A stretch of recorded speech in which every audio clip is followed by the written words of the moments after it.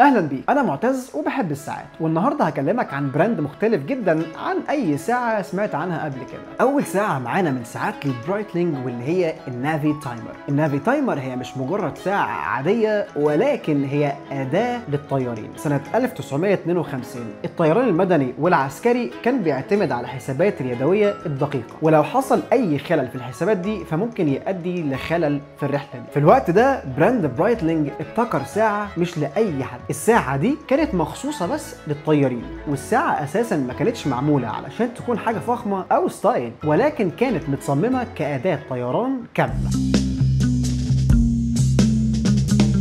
الساعة اللي مش زي أي ساعة، ساعة برايتلينج افنجر. I'm being painted. MiG-29.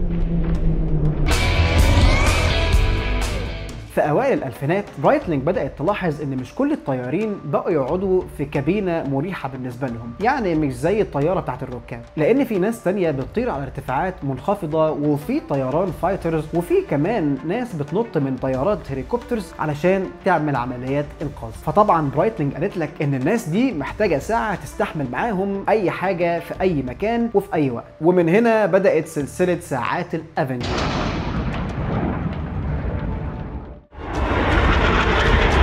So we have to be on time, and that timing.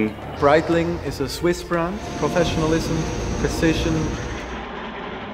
ممتاز جدا. هي ساعة تكتيكية حقيقية مصممة للجنود والطيارين الفايترز وكمان غواصين الإنقاذ، يعني كأنك لابس أداة حربية صغيرة على إيدك بدقة سويسرية.